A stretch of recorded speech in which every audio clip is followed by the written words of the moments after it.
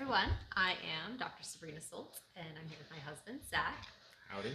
And apparently I'm always going to be nursing in these videos. I think we should just come to accept that by now because, well, this little guy is still very attached to mama, and I'm all for that. In today's video, we basically wanted to go over two things that we hear a lot. One of them being, well, is it expensive to do carnivore? And two, the myth of the balanced diet. Yeah, there's no such thing as a balanced diet. That was created by food companies back in the 1950s in cahoots with the government to try to get a piece of the pie for everybody, right? They wanted to be able to sell as much as possible. They were ramping up production of different things.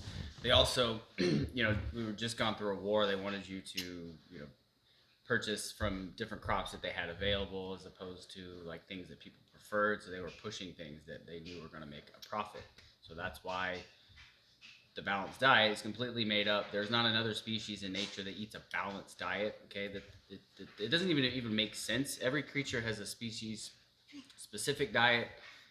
Dogs eat certain things. Like, what other species in nature do you know make sure that it gets fruits, vegetables, and also meat and this and that? So it's just a completely bogus, made up idea. It's kind of dumb. So we wanted to explain that. Yeah, and here's the thing: if a quote unquote balanced diet was necessary, would humans be born only needing one food, breast milk, right? It serves to, this idea that we can get all of our nourishment from one type of food or one food product is actually really, it should be a relieving factor for most people. I mean, and so this concept again of the balanced diet does relate directly to, okay, is it expensive to do carnivore? And I could see how people would make that jump that, oh wow, it must be so expensive, because in their head, hey, he always likes to like interrupt me when I'm speaking. It's so funny. But I guess in people's head, they start thinking about, okay, I have to add all this meat to my current grocery budget. But what you end up doing is you stop buying ingredients, right? Like you stop buying that $5 box of spring mix that just rots in your fridge. You stop buying those jars of spices that you use one time for a recipe and then never touch again. You stop buying those jars of sauces, again, that you maybe use once or twice before it just hangs out in the door of your fridge. And you really get super lean with what is on your grocery budget. The other thing too is that, at least for us, you stop eating out because you realize that the food that they're serving you is not even really food, and it's certainly not good for you, and it certainly doesn't align with the values on this diet, right? There was somebody the other day in our Carnivore Facebook group. They asked, why on Carnivore am I so much more susceptible to like eating something bad? Like why does, before I could eat something bad and it didn't make me feel bad, now that I'm on Carnivore, when I eat something, even if it's like a nut or seeds or something, I get a stomach ache or I feel terrible. And I wanted to comment on that because you have to look.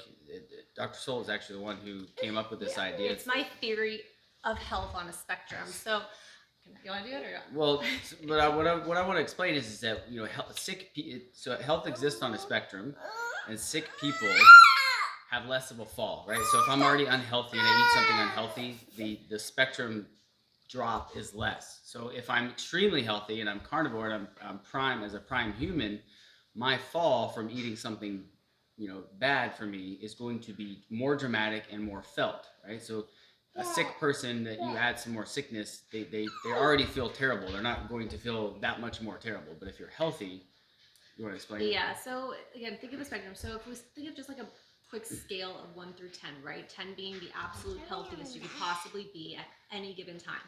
I would say that the average American is hovering somewhere around like a 3. Like maybe they're not currently dying, but they're certainly doing things on a daily basis that are pushing them towards death at a faster rate than somebody else might be doing, right?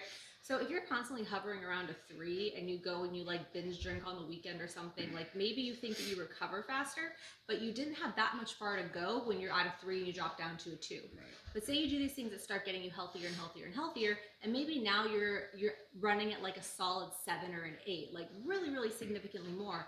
And then you go and do something like binge drink on the weekend, eat a bunch of pizza, and that knocks you down. Maybe to you it ends up being like a 5 or a 6. but it's still a more significant drop, right? Right. Than where you were currently at. Which goes back to the point of why you'll eventually stop wanting to eat at restaurants, because I mean there are certain restaurants you can go to, steakhouses specifically. There's a way to avoid certain seed oils and things like that. But if you're a carnivore diet and you go out and you eat at a restaurant, you will feel terrible, right? You will start to feel all these different things that before you weren't aware of.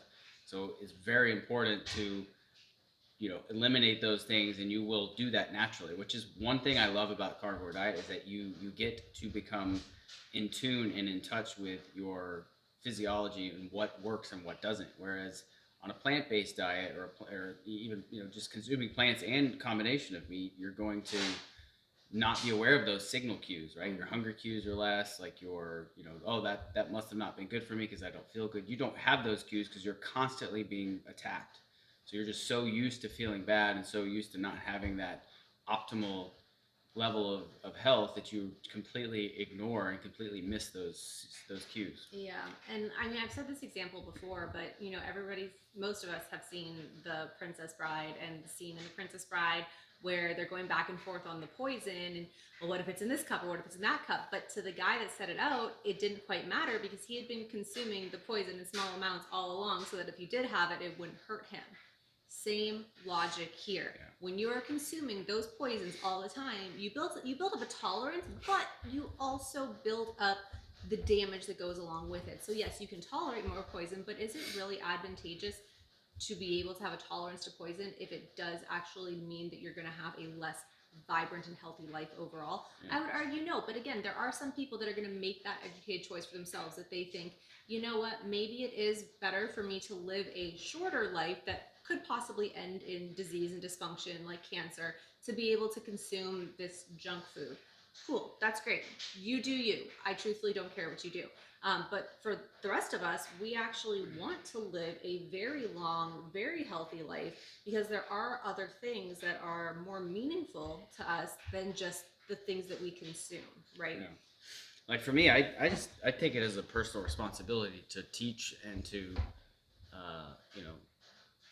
the human population as a whole is pretty screwed, right? We're like the presence of disease is like astronomical. It's like 90%, right? Mm-hmm. So if we don't change and we don't adapt to our species appropriate diet, our civilization is going to end. And it kind of feels like that's intentionally being done if you look at the things that are being pushed on us. But it's so simple, and it is actually, to me, it's cheaper because we discussed the cost, and like, is it more expensive, and it's got. I'm gonna bring up our bank account right now so I can do like a rough summary on like what we might spend in a week, because I think it's important.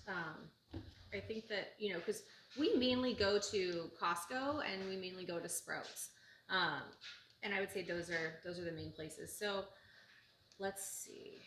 Costco. So if we just go from like last week to now, we spent, let's see, last week would be July 7th. So between July 7th and today, we spent about $130 at Costco, and then let me see, Sprouts. That's not all meat either. Sometimes it's not. Other stuff. There is other stuff. And then in the last week at Sprouts, we spent about $100. Yeah. So maybe $230 a week for the whole family to eat carnivore.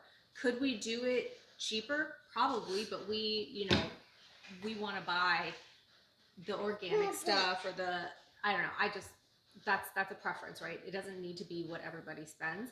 And some weeks we do spend less because we do have a freezer stash, and then some weeks we might spend more if we're doing like a really big bulk order from Agridime or something. Yeah. Which Agridime is great. If you guys haven't heard of them, we'll drop a link in the comments, and if you use the code SOLT at checkout, you'll actually get 10% off. So feel free to check that out. It'll be in the comments. Yeah. So I just think it's easier when you don't have to buy like a side or seasonings or this or that. I mean, the only thing that we use is salt. Pull out a pack of meat, the thing is, people say, oh, is that going to be enough? Am I going to be full? If you're only eating meat, your signal cues for hunger are way more intense, as well as your signal cues for being full. So Yeah. yes, absolutely. If you sit down to just a steak, carbohydrates block your body's signal cues. So yes, when you sit down to a big pile of rice and a steak and some vegetables or a potato or you have bread or something like that, you will be able to eat all of that and probably another meal. But when you are on a proper human diet, you sit down, you eat that steak. That first bite of steak is the best bite that you've ever had in your entire life, right? And every single bite after that, that feeling is less and less and less. And at some point, you're going to get to either it's at the end or in the middle. Sometimes, right? Depends on where you're at. That last bite is like, oh, you know what? I don't really know if I want to take that bite, right? You don't feel obligated or like, oh, let me get this last bite in. And it's easier to say, okay, I don't want to eat the rest of this, or you put it away. But I remember, if you're going out to a restaurant, as a perfect example, how many times have you left a restaurant? You're like, oh my god, I feel so full. Like that is that actual terrible feeling. One, and it's terrible for you, right? Because your body is being overloaded. Mm-hmm. That doesn't happen on carnivore. It is very, very, very difficult to overeat on carnivore.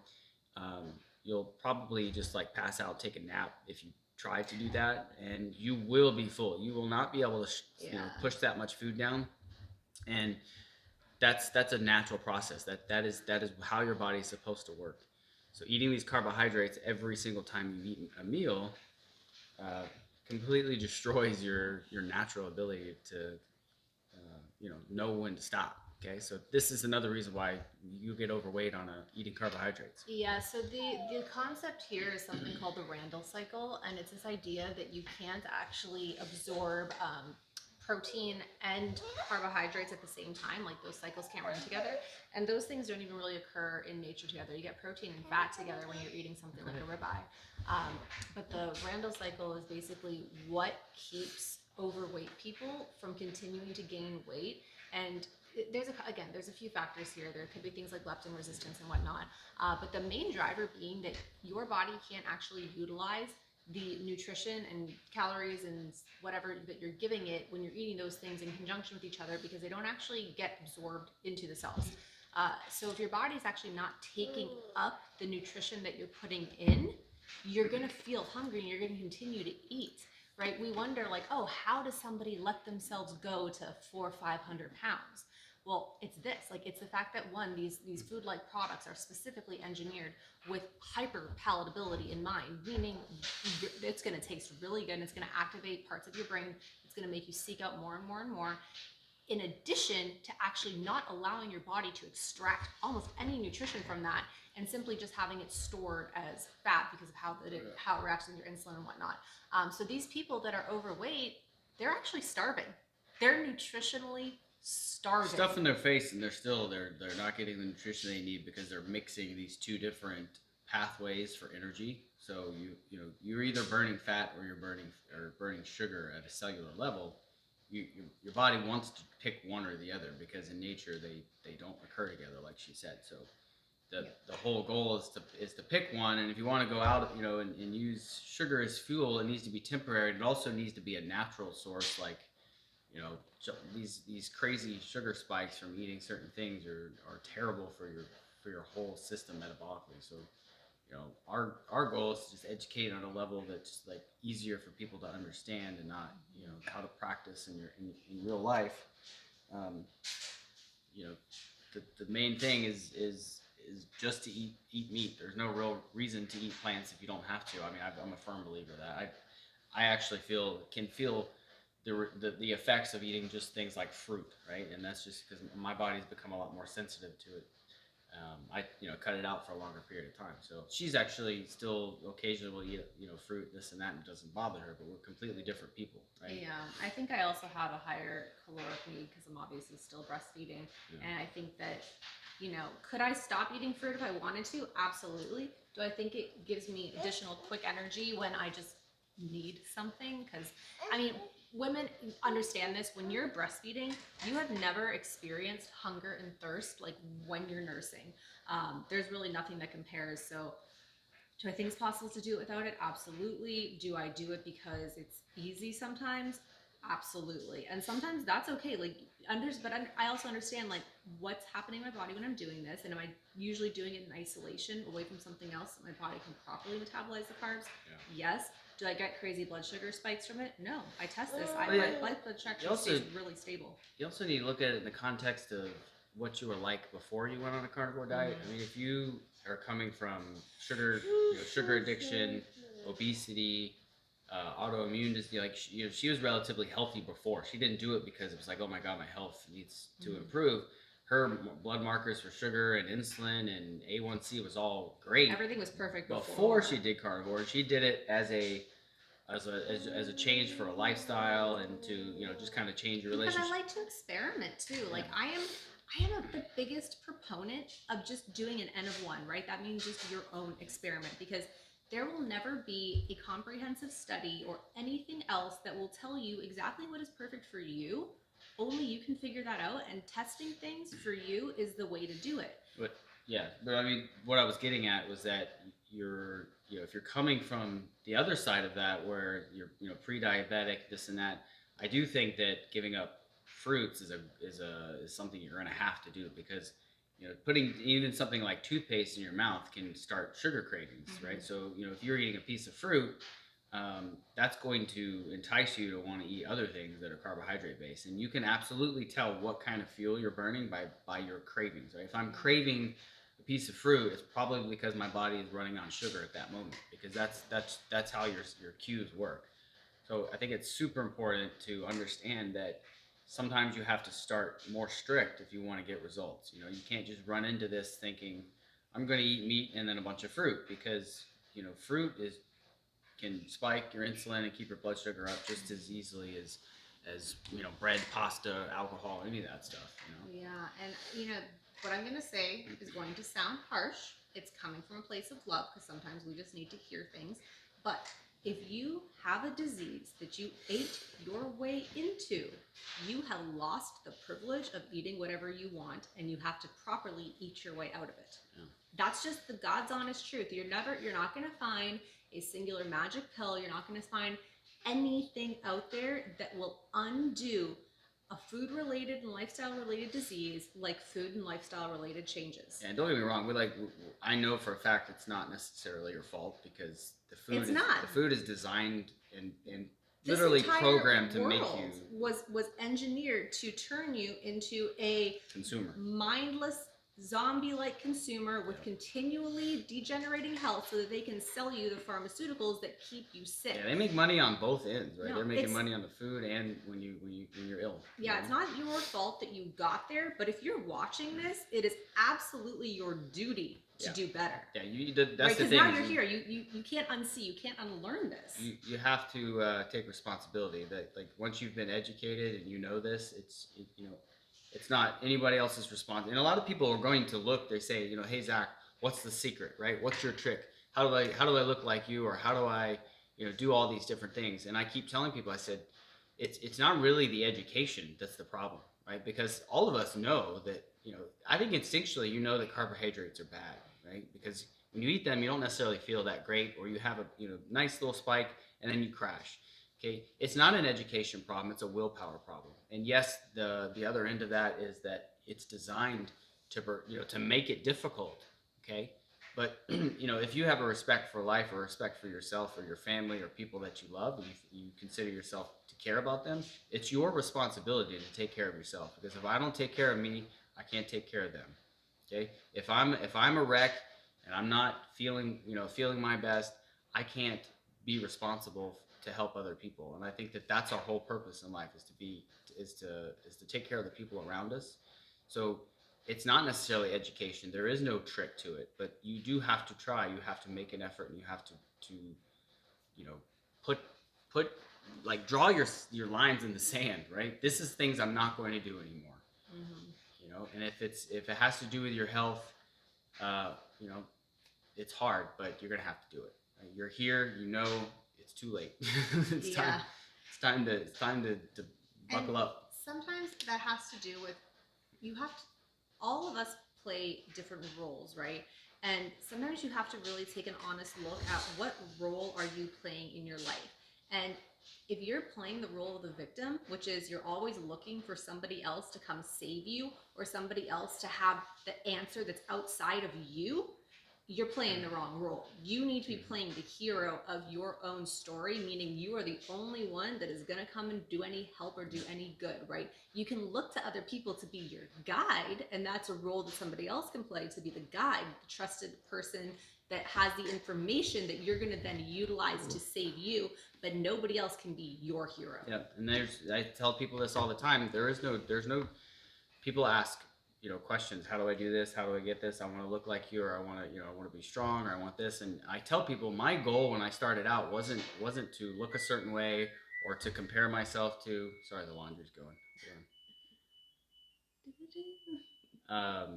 My goal wasn't to look good or to be better than somebody else or to compare myself or say I want to be like this guy. I just wanted to be strong and healthy, right? That was my mindset. I wasn't healthy. This is what I want to be. Okay, I wanted to be strong. I wanted to be healthy. When I teach people, and I have a lot of people that follow me now, not because I knew all the answers, but because I didn't give somebody advice. What I did was I said, "Hey, listen, this is what works for me, and this is me leading by example because I don't have all the answers, but I do. When they see something, they say they want to look for the information that's going to give them all the answers. And I say there is no answers. Okay, we're not going to be able to get anywhere if our goal is to just find a quick fix. I don't want you to believe that carnivore works, right? That's not what I'm doing when I'm trying to coach somebody. What I'm doing is I'm showing these people that I believe carnivore works and that my results are real.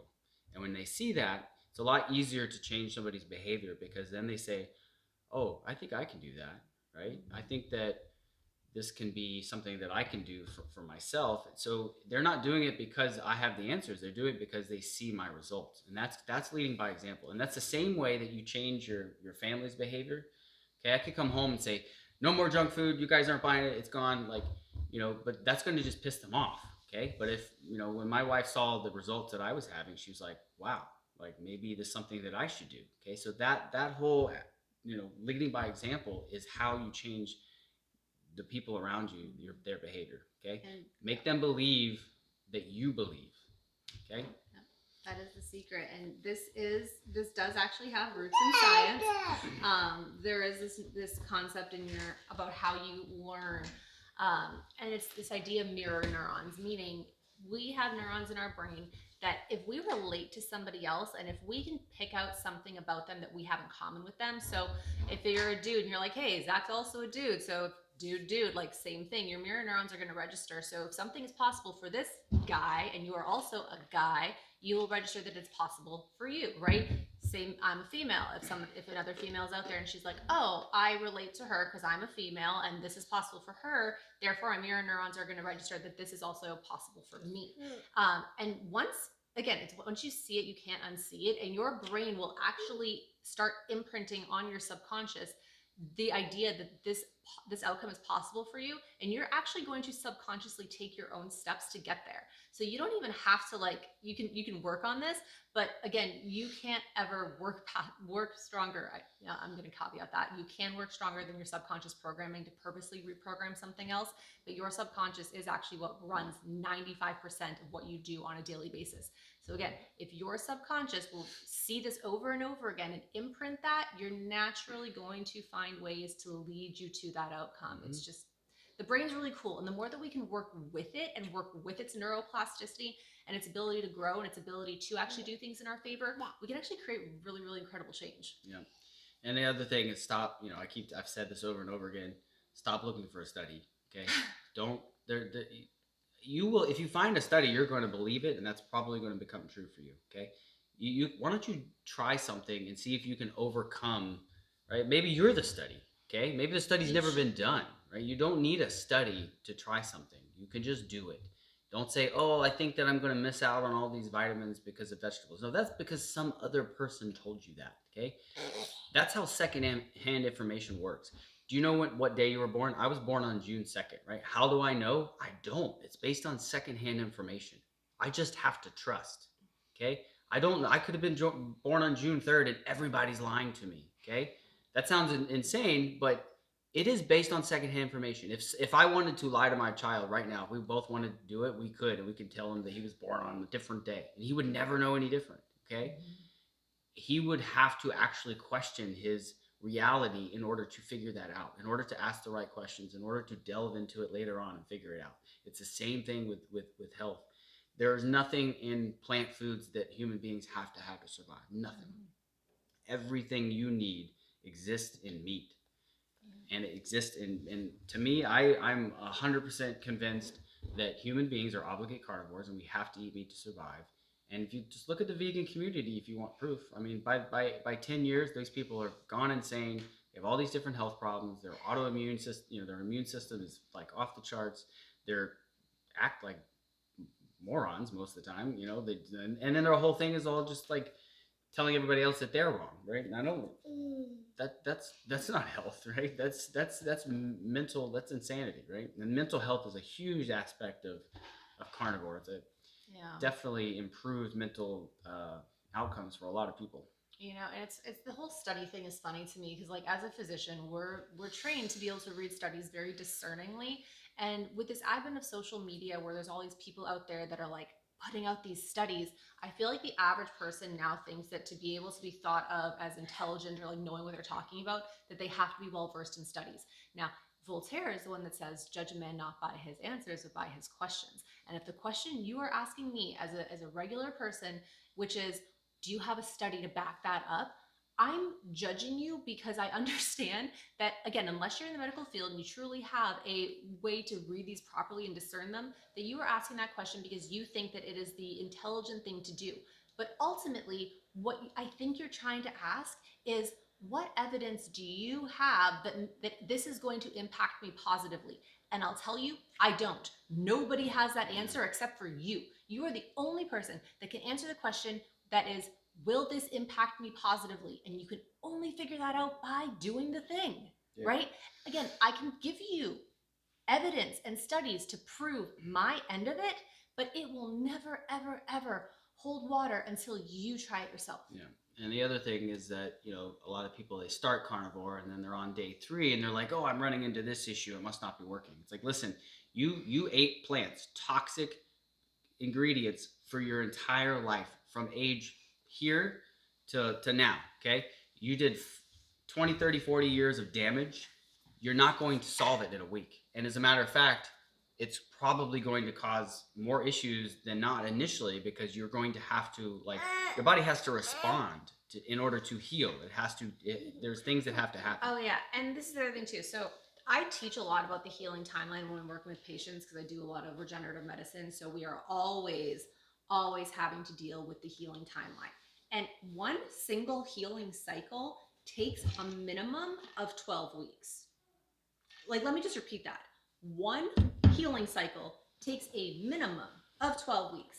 That means you should not judge any outcomes from anything that you do until you've done it for 3 months to a strong degree. Yeah. It was for me. I didn't heal. It took 3 months, and some people are going to take longer than others. The more strict you are with it, I think the faster it goes. But then also the more levels that you have to peel away. Again, one healing cycle, 3 months. You can continue seeing positive outcomes for literally years, depending on what you're doing. Because here's the thing: if this is even health, if this is just absence of disease, not even feeling your best, and you're sitting all the way down here with autoimmune disorders, joint dysfunction, hormonal disruption, X, Y, and Z on top of that, you have a long way to go before you just get to disease free. Okay, that is a whole other journey before you actually start getting to optimal, which is, wow, extra brain power to do this, being able to sleep without any like additives, to wake you up or to make you fall asleep. Like, there's a whole other level that you have no idea even exists because you haven't been there yet. Yeah. So, but at the end of the day, the point is we want to share the information, and we want to help as many people as possible. My goal is to change the relationship with food that human beings have, and to teach as many people about that as possible, and to improve your life, because that's really what happens at the end of the day. And if there's anything we can do to help, ask us questions. You can join our Facebook group. It's Carnivore, Harder, Happier, Healthier. We'll link that in the comments. Yeah, I think it's linked to my on the about page on YouTube. There's a couple other links in there too. But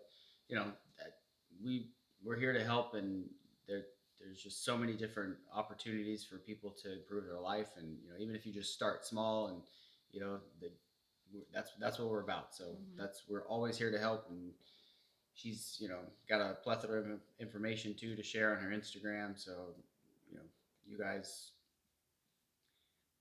anything else to say? I think we're good for today.